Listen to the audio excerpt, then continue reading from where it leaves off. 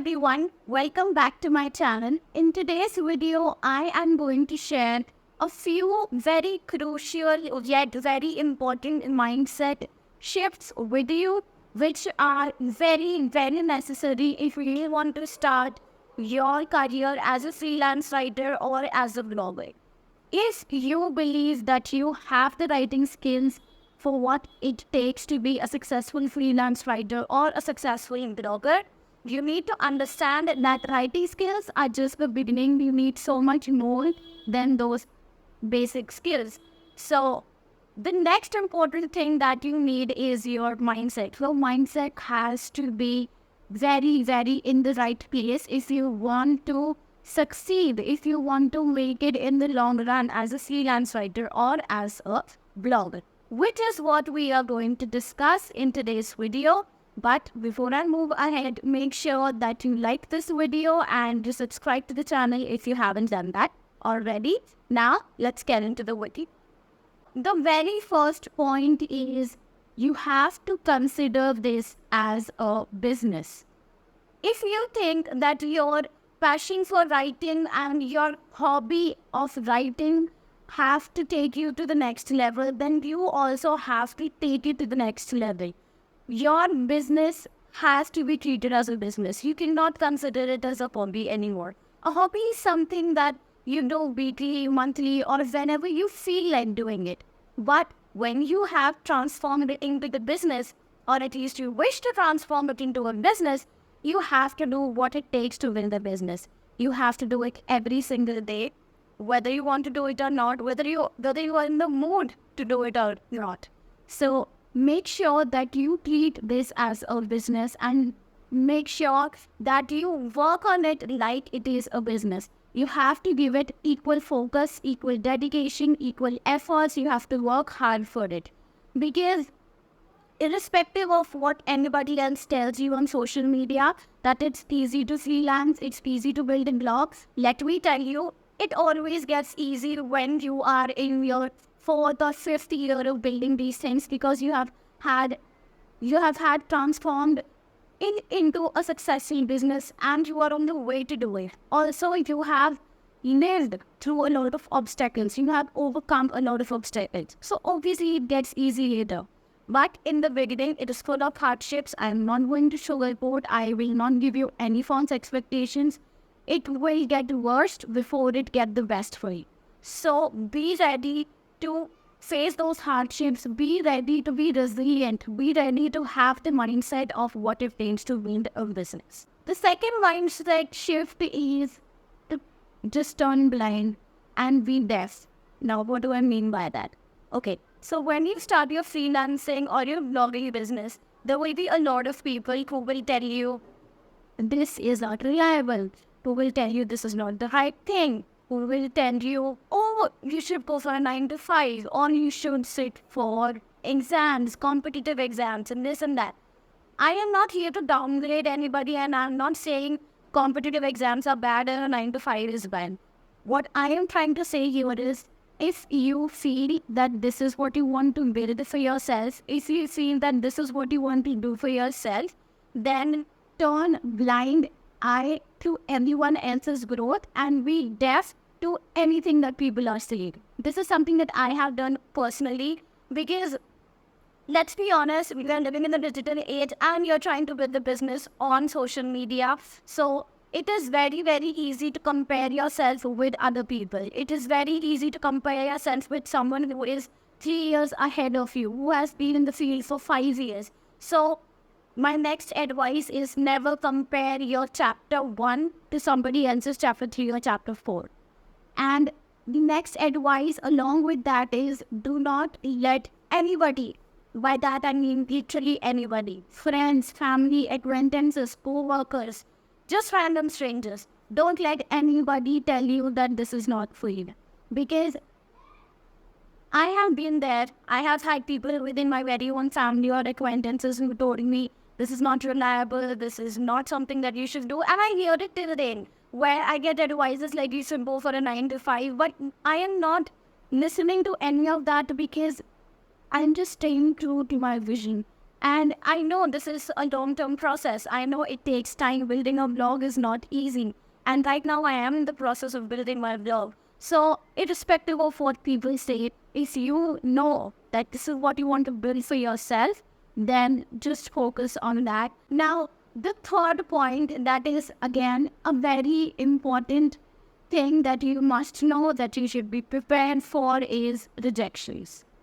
So when you start as a freelance writer, when you start looking for clients, when you start networking with people, when you start prospecting on LinkedIn, as I always advise you to do, you will face rejections. No sugarcoating, no lying, no making it sound easy. You will face rejections. I personally faced a lot of rejections, and I face rejections till date, because that is a part of the process. You cannot ignore it, you cannot deny it, it exists, it is there. But as a beginner, what you have to do is you do not have to let those rejections affect your self-esteem. You don't have to let those rejections get into your heart and tell you that this is not for you.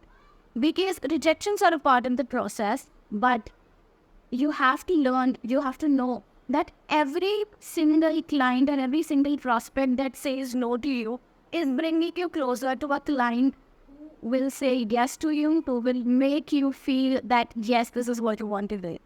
I faced 200 rejections before I got my first client, and I had no leads, nothing for first 6 months. But when I got started, I closed 2 clients back to back in a span of just 1 week. It was January 2021. To be precise, 17th January, I closed my very first client, and 2 to 3 days later, I closed my second client. And since then, again, I have faced rejections, and there have been clients. Obviously, there will be people who will not work with you for various reasons. It could be their budget, it could be their strategy, or this could be how they want the entire outcome. It could be anything from their side, but that does not mean you are envious. So make sure that you know rejections are a part of the process, but as much as rejections, success is also a part of the process if you stick to it for long. Fourth point, no deal is better than a bad deal. Now, what do I mean by this? So again, when you will start hunting for clients, you will come across people on your sales call who will tell you otherwise, who will try to degrade you, who will try to make you feel low, or it's just that their tone or the way they talk, it will make you feel that they do not respect you. And I've had one of those experiences as well. I believe every freelancer goes through this, but what you have to do is, if you ever sense this, please back off, because trust me when I say this, no deal is better than a bad deal. For example, there was this client once, and they hired me to do their website copy, and I charged 50% in advance. I got the payment, but when we started, they started behaving as if they have bought me, as if they own me, as if I am just a machine, and that is something that I don't stand for. So instead of working with them, I found it much easier to give back that payment, and I didn't work with them. Because, like I said, no deal is better than a bad deal. I don't want the client making me feel that I'm any less, or I don't want the client making me feel that I am not human at all. So again, no deal is better than a bad deal. Choose yourself, choose your mentor, and choose your peace of mind above any project. Because trust me, the right project will come around if you are doing all the right things. But you do not want to compensate for that with any bad project or a bad client. The final point of this entire conversation and entire discussion is no project or no client's feedback should make you question your self-worth. I said this I mentioned it in one of my previous videos as well, where I have shared 11 mistakes that you should not be making as a freelance writer, and while all of them were related to the work process, this was one mistake that a lot of freelancers make, is that they attach their work to their client's feedback. So here I am mentioning it again. Don't do that. Because it's fine. You screwed it up. That's okay. Mistakes can be improved. You can go back and do the project again, and you can prove it to your client that you have done it right, and you can do it better. But your client's feedback, take it with a pinch of salt. Don't ever let it affect your self-worth.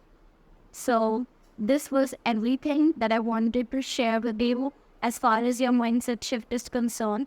And I hope all of these things, all of these mindset shifts that I have learned over the past 3 years will help you on your freelancing, on blogging journey.